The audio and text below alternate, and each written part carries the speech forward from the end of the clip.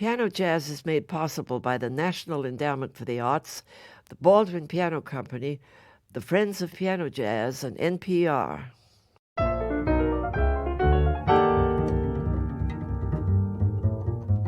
Hi, I'm Marian McPartland. My guest today on Piano Jazz is Peter Martin, a young pianist and composer from New Orleans who plays with great daring and excitement. His elegant touch and clear and distinctive solos complete the picture of a young musician on the rise. Peter, how are you? I'm well. Are you on the rise? I hope so. I really think you are. It's so much has happened for you since I met you all those years ago at Thelonious Monk competition. I was looking that up. Was it 1993? I guess it was 93. I mean, it's quite a while 1993. ago. And you must have done all kinds of different things during the past 7 or 8 years. Right. I have. I've done a lot of things, and I guess I feel like I am arrived somewhat now that I'm here sitting with you about to create some music and speak about it. So this is a pleasure for me. Well, it's a pleasure for me, and that's what we're doing. We're going to create some music and speak about it. And right now, I'd like to have you create some. So what do you think about starting out with?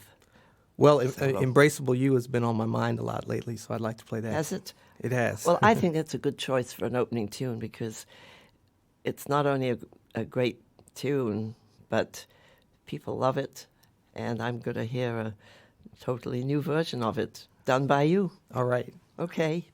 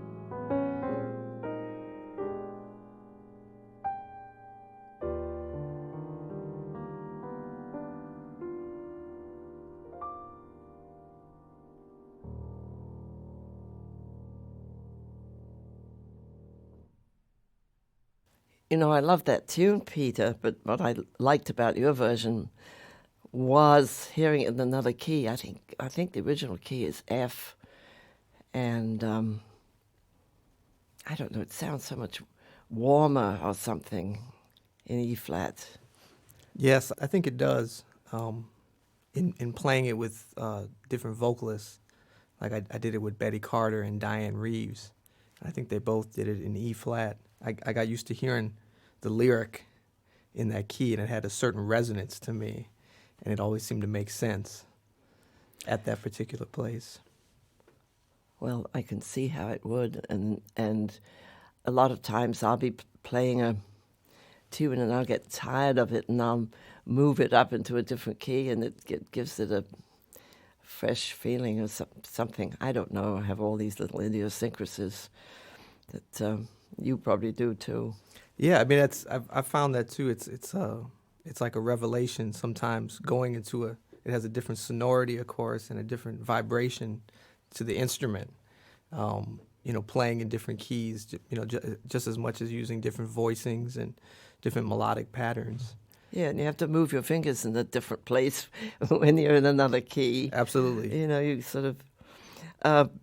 Well, I was thinking about how I met you, and I'm wondering, after that Thelonious Monk festival, like where did you go after that?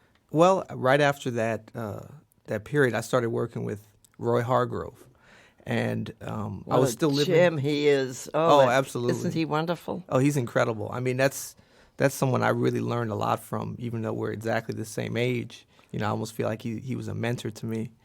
Being able to play in his band, there was wonderful musicians, and I was still living in New Orleans, but I was traveling a lot with them, and that was really the perfect situation. It was very inspiring to be playing, with my peers, playing something exciting musically every night. But so then you went somewhere, I read where you went to Juilliard for a couple of years. Was that after the Thelonious Monk thing or before? No, that was before, right when I graduated high school. Oh.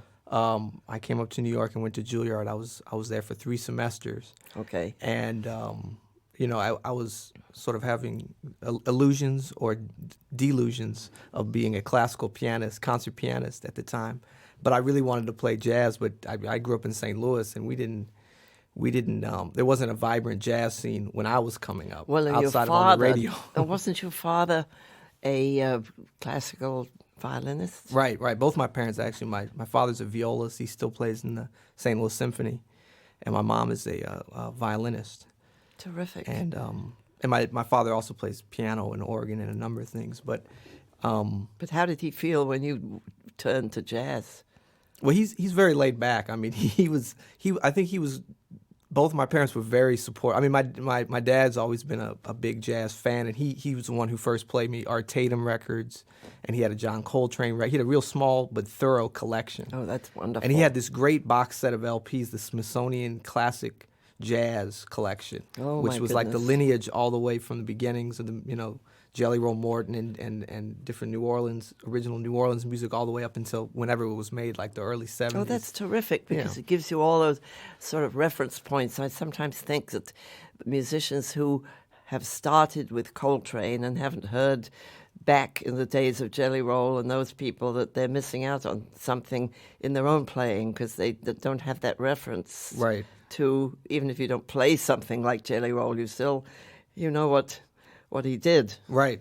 You know that it existed and from whence it came. Right, from whence it came. Right.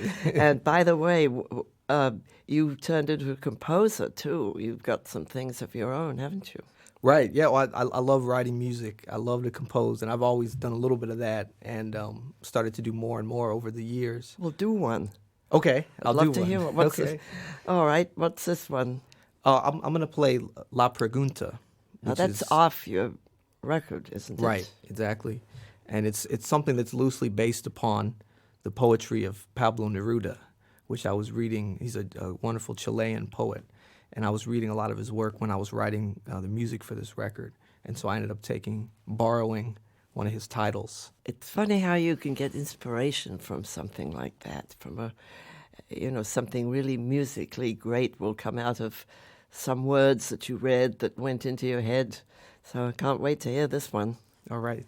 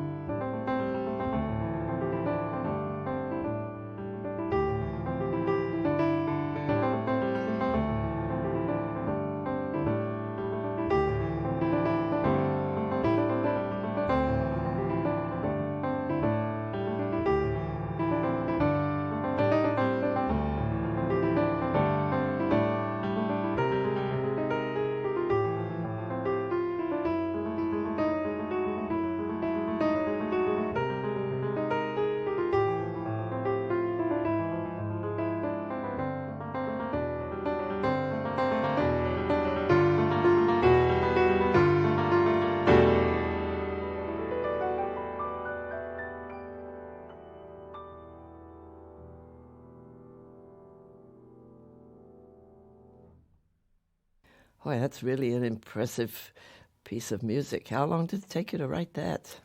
Well, I wrote it pretty, as I recall, pretty much in a few hours. But I had been playing around with the idea of it for a while, like the one line.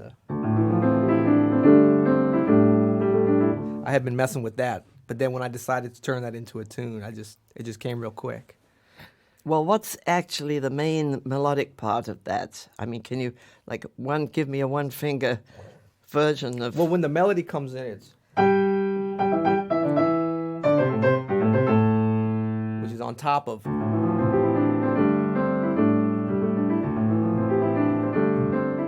And then the melody.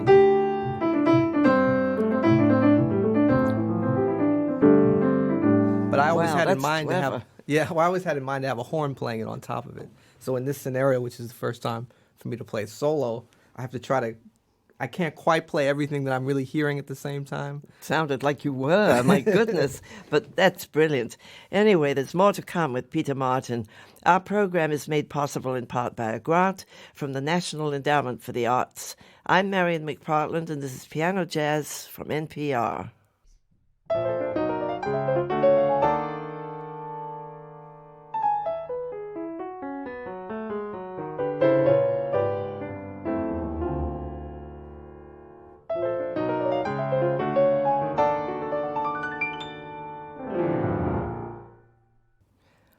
There's something in the back of my head that we should be playing something. All right. You know? Be a pleasure. And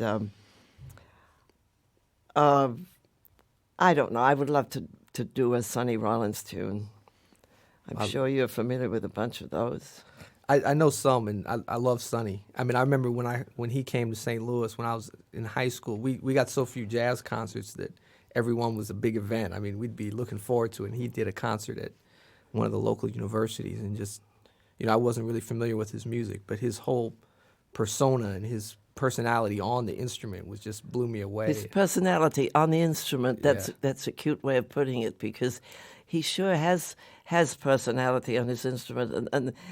And we had a talk once about tunes, and I mean, he'll play, it seems like any old tune. He's telling me how much he liked Peg of My Heart. Mm-hmm. I never thought, but I've heard him play it, and it's amazing. Mm-hmm. So anyway, I would love to play this thing, Sunny Moon for Two. It's just a blues, I think. Could we do that? That'd be great. Okay. We'll see if I know it now.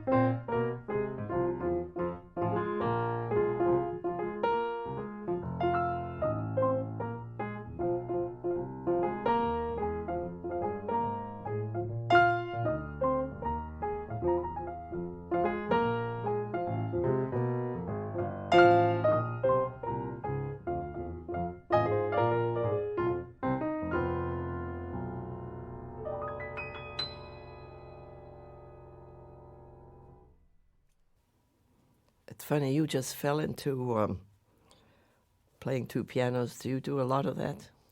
I haven't done much of it, and I love to do it. The few times I've had occasion to do it, it's been a real pleasure for me. I did a couple of concerts with Ellis Marsalis last year down in New Orleans, and that was really the first time in a long time I've done it. He's very good at that too. We had him, I think we had him twice on Piano Jazz, and he's got some interesting tunes of his own, and he's a very fine player, isn't he? Yeah, he's so understated. You almost forget until you actually get up on stage with him and have to play with him how good of a pianist he is. And he does a funny thing. We rehearsed, and I was kind of trying to pick his brain as we were rehearsing, because I know he's done a lot of two piano playing.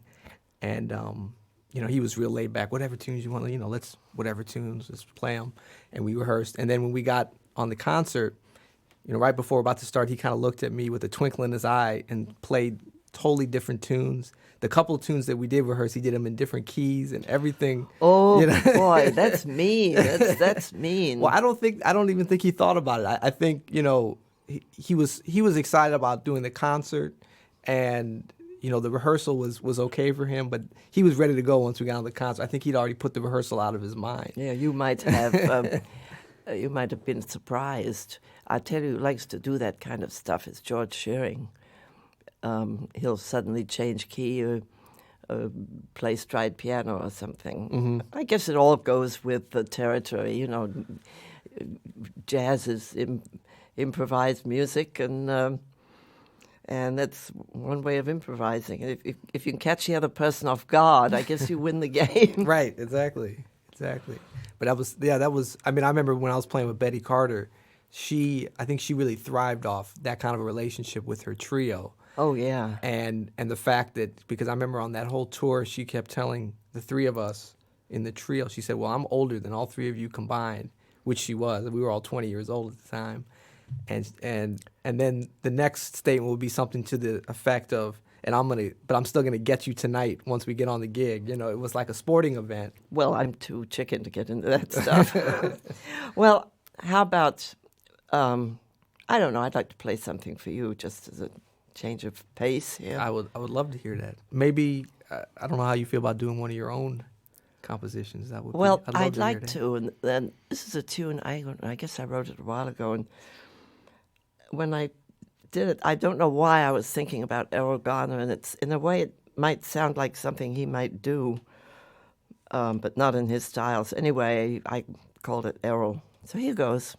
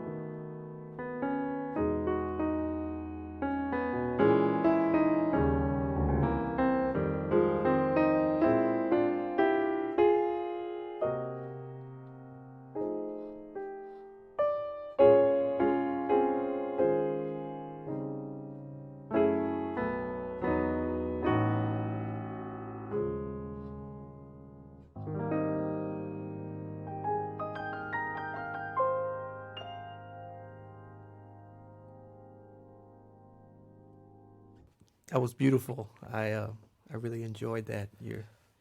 It's always a great reminder to hear a pianist with such a beautiful tone that is a good reminder for me to concentrate on the most important thing about playing this instrument, and that is projecting in beautiful tones. So thank you for that. Well, thank you. I'm very complimented. Well, there's more coming up. My guest is Peter Martin. Our program is made possible in part by the Baldwin Piano Company, manufacturers of the pianos heard on Piano Jazz. I'm Marian McPartland, and this is Piano Jazz from NPR.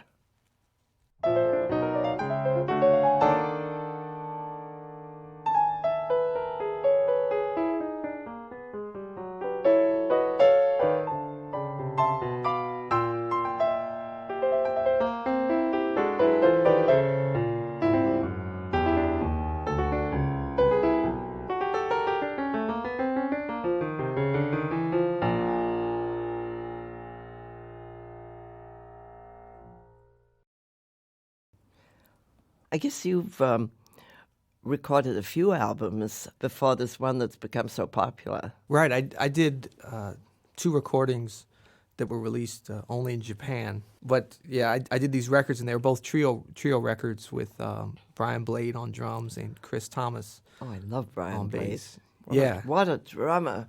So then you decided to put together a group thing, the one you have out now or is that your regular band? Well, I mean, it's as regular as I can get people like Nicholas Payton and Reginald Veal. You know, it's hard to get them regularly, but I was really blessed in that the people that I had in mind as I was writing the music, you know, agreed and were available to do the recording. And the reason it's beyond just a trio is because the material dictated it. Because at first I got to do a trio record. I'm a pianist, so I can feature myself. And as I was writing the music, I was hearing the horns in different ways, and maybe kind of like a Horace Silver, not stylistically, but the way he was such a great pianist, but he seemed to always be writing his music. He would be hearing something beyond just the piano trio. Yeah, well, that's good because that's what makes it more interesting, I think, and more creative. Thank you. You know, I just was thinking maybe we could do some ballad as a duet. What do you think would be good? Have you got any special tunes that you like? Well, I would love to do Lament. You mean JJ's tune? JJ's Lament, exactly. Oh, I love that tune. Right. And I mean, I've always been one of the first jazz records that I heard was J.J. Johnson and Stan Getz with Oscar Peterson trio live at the Opera House, and I've always been a huge J.J. fan. And when I heard this tune, it was actually, I guess, Miles I heard playing it first. It was just one of those most beautiful and haunting melodies I've ever heard. It is. Well, let's do a thing. All right. Maybe I'll start it out, and then you come in, and we'll sort of see where it goes. See, there's another rehearsal. Yes.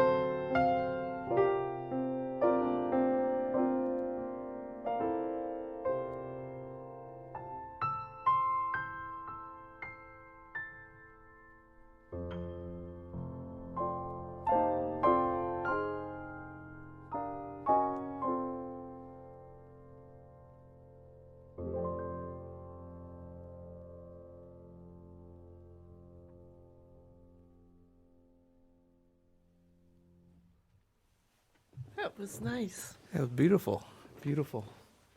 I think that confirms what I've always felt about this tune in any great composition, that it almost plays itself, because I some of the voicings you were using at the beginning are some of the same ones that I like to use, and I know I've never heard you play this tune before, so I'm honored that I would play the same thing that you would without knowing it. Well, listen, we both know where the good chords are, and I don't know. As you say, that tune sort of plays itself, and I guess I first heard JJ himself play it. I think I have the record at home, and then of course having him on the show and having him play that. You know, I was in my glory, just sitting there playing chords behind him. That actually, that tune should be in everybody's repertoire. I mean, there's certain tunes. There's like that one, and there's Lush Life. Absolutely. And there's 2 or 3 tunes that are sort of immortal. Right. Of course, thinking about tunes like Lament and Lush Life, then I start thinking of tunes by Jobim, not necessarily the really popular ones, but I don't know, everything that man wrote was so fantastic. You probably know a lot of his tunes. I really love his music. My entree to his compositions was actually through Joe Henderson. Oh, really? I mean, of course, I was familiar with some of Jobim's music, but I got when I was working with Joshua Redman, we did a number of concerts opposite Joe Henderson. So every night I was sitting there listening to him play, and he was playing with the Brazilian musicians doing the music of Jobim, and it was some of the most moving, incredible music I had ever heard. I mean, I still have like kind of dreams about the way that he would play over that music, and it's almost like if I hadn't have been there to hear it, I wouldn't have believed that much music could kind of come out of somebody on such a consistent basis. I mean, it was night after night. It was for a couple of weeks, hearing him every night. Just unbelievable. And been doing it for so many years.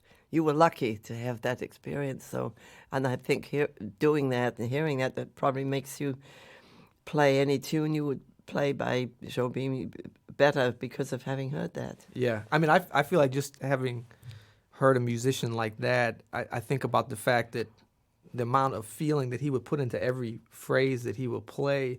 And I guess, if you were to ask him, he wouldn't agree with this, but it was almost like he would never play something that didn't have the utmost meaning to it. And I had never seen that, in person before. I mean, I'm sure Louis Armstrong had that, from the records I've heard in different musicians. Yeah, well, he did. He did. But of the people I had heard, he really, really blew me away. Well, what can you play by Jobim? Well, the one that I loved hearing Joe play was Triste. I'd like to do play that. That's a beautiful tune. All right. I'd like to hear what you do with it.